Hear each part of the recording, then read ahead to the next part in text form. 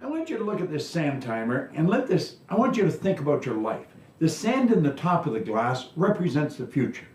The sand in the bottom of the glass represents the past. Now, do you know, we know what's in the past, and yet we can't do anything about it. Do you know what the trick is? You don't know how much sand's in the top of the glass. You may think you have a lot, you might only have a little. Then again, you may think you have a little, and you might have a lot. When I was a little boy, I was raised by my grandmother. And I don't know, when I was a little gaffer, she was probably 60, but as long as I could remember, Grandma would say, "I'll soon be gone, dear, I'll soon be gone." Well, you know, we loved her. She was really an angel of God, but we thought she was never going to go. She lived to be 94 for 30-some years. "I'll soon be gone." She didn't think she had much time left. She had 34 years left. Now, about the same time, I had a buddy of mine, Bob Yates. He was just 16. And bang, he ran into the abutment of a bridge and his life was snuffed out. If you had asked him a half hour before how much sand he had left, he would have said at least a half a century. He didn't have a half an hour. See, the trick is we don't know how much sand we have left. The future, we don't know. The past, it's gone. Now, the only thing you can deal with is what's right here, right now. And if you look, the sand is always moving. Now, think of this. You see, I was working on that, and then I was working on a graph I've got here on my computer, and I'm thinking of the time somebody said, "Hey, have you got a minute?" Well, they don't really want a minute. Do you know if you're earning $50,000 a year, a minute's 42 cents? A half hour is $12.50. If we take that ahead a bit, if you're earning $80,000 a year, a minute's 67 cents. Half hour is $20. If you're earning $150,000 a year, got a minute? It costs you $1.25 a minute. A half hour is $37.50. So do you see, if somebody said, "You want to stop for a cup of coffee?" Well, if you're earning $250,000 a year, a minute is $2.08. Half hour is $62.50. And then, of course, you got the coffee to pay for on top of that. So you see, the point is this. This is all we've got right here, right now. We don't know how much we have left in the future, but we do know what we've got now. And I have found the people that win are the people who make up their mind. They're not going to waste the minutes. They're going to be productive. They're going to make it happen every minute. I don't think you determine what your purpose is. I think you discover what your purpose is. There's a difference. Determining indicates deciding. And I don't think you decide. I think if you go about it the right way, you discover it. Like there's some people that should be painting all day. They're great artists. I think Michelangelo was obviously a great artist, a great sculptor. I mean, that was his purpose in his life. Well, I believe my purpose is doing what I'm doing. Your purpose is why you get out of bed in the morning. Do you know why you get up? Well, most people say, "Well, it's to go to work." Well, that'd be a good reason to stay in bed. You know, you say, "Well, everybody's doing it." That'd be another reason to stay in bed. If you're ever doing what everybody's doing, you're probably going in the wrong direction. Your purpose is your reason for living. What you want to do is sit down and maybe take a pen and a pad and then ask yourself, what do I really love doing? Now, you may have to spend a while at this. You might get up an hour early every morning and go sit under a tree somewhere if you're in a nice climate, or pick a favorite chair, someplace where you're not going to be disturbed, and totally relax and say, if I could spend my life doing something, what do I really love doing? Now, since you don't ask yourself that question every day, it might take a while for the answer to come to the surface, but it comes to your consciousness. And it may take a while. You may have to do this every morning for 3 months, but it would be well invested, the time. I read a poem one time. It said, "I have only just a minute, only 60 seconds in it. It was forced upon me. I can't refuse it. I didn't seek it and I didn't choose it, but it's up to me to use it. I must suffer if I lose it, give account if I abuse it. It's only a tiny little minute, but eternity is in it. Anyone that has a goal and they're moving towards it, they're successful. Most people think that you're successful if you have a lot of money. Quite often you have a lot of money if you're successful, but it isn't. I wouldn't say Mother Teresa has a lot of money. Okay. You know, but she's a pretty successful lady. So it's... okay, so that barrier to success... Well, there's a couple of them. Okay. I think there's two barriers. One is our conditioning. The conditioning that takes place in our subconscious mind from the time we're infants. All we can do is act and talk like the people around us. That's why we learn the language we learned. If there was 10 languages spoken in our home, we'd learn 10 languages without any trouble. There's usually one, and that's the only one we ever learn. And we grow older and we think, oh, I couldn't learn another language. We could learn 100 if we wanted to. You can do anything. But I think we're conditioned. We have a real strong conditioning, usually with not some very good ideas. And then that's the barrier that's inside us. The one that's outside of us is our environment. We have a tendency to act like everybody around us. And if you think about this, it does make a lot of sense. Because if you study statistics, 95% of the people live their entire life and never live the way they want to live. You know that 95% of the population in this country, let's say in North America, Okay. the richest continent in the history of the world, they'll work productively, let's say for 40 of their 65 years, Okay. and they'll end up with hardly any money. Well, there's got to be something wrong. So there's not much... 5% of the people end up financially comfortable or independent. Are you trying to depress us, Bob? Because that's... No, actually, I think it's quite an exciting idea, because you see, the idea behind it is that anybody can win, anyone at all. But if we start studying these statistics, I think we'll arrive at the conclusion, geez, I better start thinking for myself rather than follow everybody. Most people, they get a job, they look around, they see how everybody else is doing their work, and they start doing it the same way. Mm-hmm. They should stop and think, I wonder if any of these people know what they're doing. You know, is there a better way to do it? But don't we have a need to fit in? I mean, we don't want to stand out. We don't want to get fired. We don't want to make waves. Exactly. Exactly. Just fall into line, you know, take a number, be like everybody around. You know, that'd be great in the animal kingdom. But human beings aren't supposed to live that way. I think we should make a few waves. We should maybe stand out, be different. Not for the sake of being different, Okay. but because we are different. We all think different thoughts. And I believe we should start to think and build images in our mind of what we'd like to do and then set out and do it. Okay. Emerson did that, Edison did that, Marconi did that, Samuel Morse did that, Buckminster Fuller did that. We could go on and on and on. Okay. They were different, they stood out, they made a few waves. You should seek failures.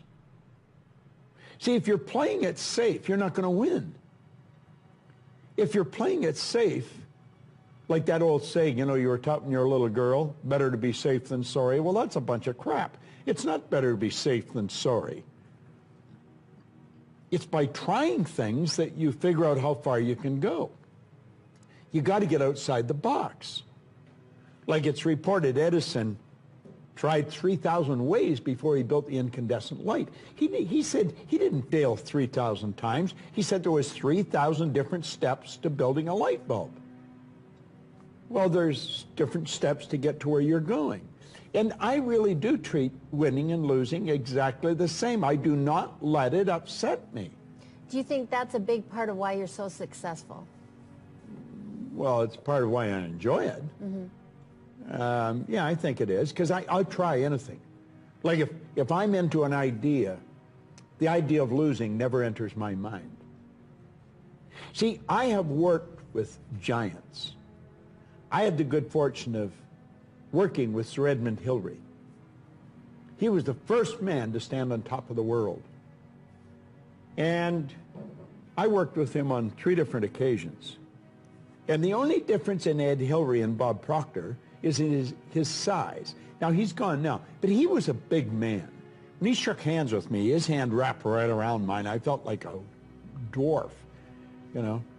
And in talking to him, like it never entered his mind he wouldn't get to the top of the mountain, but he failed in 1951, he failed in 1952.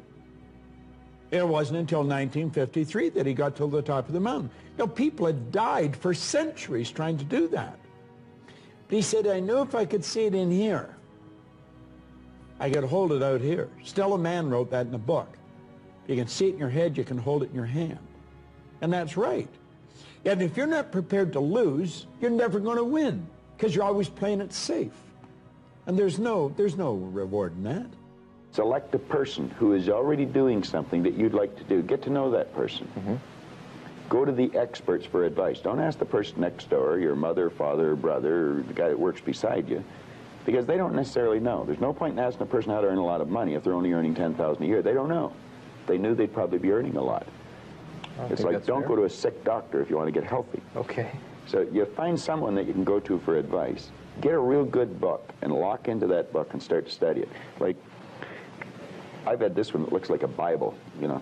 But this is Napoleon Hill's book, Think and Grow Rich. I've been reading this thing now for 23 years. I'll probably read it for another 23 years.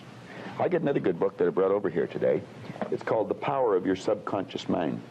Now, I'm not getting a commission for selling this. The author's dead now. He's been gone for a couple of years. But Dr. Joseph Murphy wrote this book, The Power of Your Subconscious Mind. And that's probably one of the best books that you're ever going to find, because you're going to learn something about your mind when you read this book. Okay. Now, I read a lot of books. I've got probably 1,000 books sitting in my den at home in my library. But the one that I carry it everywhere I go, and I read it all the time, is Think and Grow Rich. I never stop reading it. Now, where's the value for you to reread that and read it again? I mean, you must know it well enough that... I think I could probably recite it verbatim. But the secret is, I once read in a book where it said, when you read a good book through the second time, you don't see something in it that you didn't see before. You see something in yourself that wasn't there before. You see, when I read this, I create a greater awareness. Look at these two men. Do you know who they are? Most people don't. They're just a couple of ordinary guys. One, they're both gone now, but one was an ordinary beekeeper in Auckland, New Zealand, and the other a Sherpa guide from over around Nepal. Now there's Mount Everest. Do you know, for thousands of years, people had tried to get to the top of Mount Everest. People died doing it. It was believed it couldn't be done. People tried, but they didn't know how, and so they quit. There's a closer look at the mountain and where they placed their flag. They planted that flag in the mountain. Now this is the two of them after they come down the mountain. And you know something? When they started, they did not know how. They didn't know how to get to the top of the mountain. And that's what stops most people, because they don't know how. As little kids, we'd go, Mommy, Daddy, I want this. And they say, now, how are you going to do that? Well, as a little kid, you don't know how to do it. But they did it. In 1953, on the 29th of May, they were the first two to get to the top of that mountain. They stood right on top of the world. Do you know there's been over 1,000 people do it since then? I watched a young woman on Canadian television being interviewed, not very big. She had just come back from going to the top of Mount Everest. And the reporter asked her, they said, how does it feel now that you conquered the mountain? She said, we didn't conquer the mountain. That mountain can't be conquered. We conquered the limitations that are within ourselves. See this line? That's called the terror barrier. Yeah, jumping at you, isn't it? And on the other side of the terror barrier is something we call freedom. And you know, very few people get through that terror barrier. It's rather sad. Freedom is available to everyone. There isn't anyone that cannot live the way they want to live. See? Why don't they? Why don't they? They don't know. And they don't even know they don't know. Now I'm going to show you why people experience buyer's remorse when they buy something they really want, and then they back away, where they go to move and they don't. They go to change jobs and they don't. They go to move to another city and they don't. Why? Fear causes them to stay where they are. There's the individual. The X represents the unknown factor, the paradigm. Now there's a power flowing into this individual's mind, and they can make anything out of it they want. Remember we said we had the ability to choose? What do they choose? They choose thoughts that are in harmony with the paradigm. Now here's an important point. The paradigm controls the vibration of this thing we call our body. Our body is a molecular instrument. That's really what it is. It's a mass of molecules and a very high speed of vibration.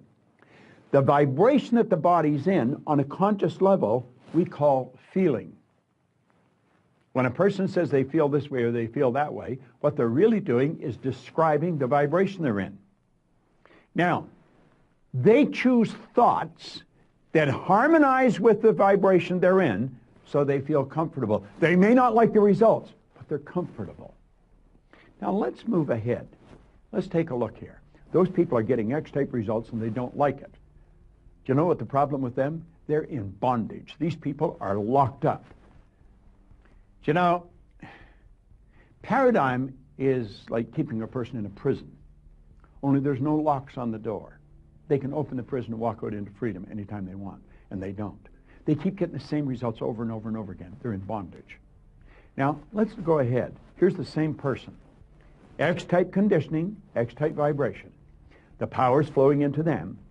And for some strange reason from left field, boom, in comes a Y-type idea. What is a Y-type idea? The Y-type idea represents anything that you might want to do that you're not doing. It might be move to another city, change jobs, sell the house, buy the farm, whatever it may be. Ask the little girl for the date. Ask the guy to go to lunch. Go make the sale. Buy what you want. Go where you want to go. That's the Y idea. But as long as the Y idea is just in the conscious mind, it's just going to be an intellectual exercise. It's never going to happen. So how do we make it happen? Well, that's when everything goes haywire. Here we are here, same person, okay? The power flows in. And what do? They got the Y-type idea. Now, for some strange reason, they know that they've got to get emotionally involved if they're going to act on that idea. They don't understand what's going to happen, but clearly understand this. Your central nervous system is the most complex electrical system in the universe. The central nervous system is mind-boggling. It would make the electrical system in a supercomputer look like a toy. Now, the second you take the idea from your intellect and impress it upon the subjective mind, that's when all hell breaks loose. Because the body moves in to an XY vibration. It's not in the X vibration, not the one that we're comfortable with. May not like the results, but we're comfortable. No, on a conscious level, everything's going crazy. On a conscious level, we experience doubt. The doubt turns into an emotion called fear, and that fear is expressed through the body as anxiety. See, that person is getting emotionally involved to move ahead. Do you know what happens? They hit that terror barrier and they bounce off it and right back into bondage. And they're so relieved to get back there. They're back where they're comfortable. They've canceled the sale. They've decided not to move. They're going to stay in the job that they don't like. At least they're comfortable. Now, that's not a very good way to live. And you know something? That's something everybody experiences if they're going to grow. You're going to hit that terror barrier. See, the terror barrier is going beyond where you're at, going to a new level. I'm going to tell you something. When I set a goal, if it doesn't scare and excite me at the same time, I know I'm going in the wrong direction. Now, I also understand that my paradigm is going to try and get me to bounce back to where I was. It doesn't want me to move ahead. I don't want to live there. I lived there for the first 26 years of my life. And for the last 50, I've had a phenomenal life. And it just keeps getting better. And I want you to do the same thing. Understand what I've just said. I'm going to back this up. They got emotionally involved in the Y idea.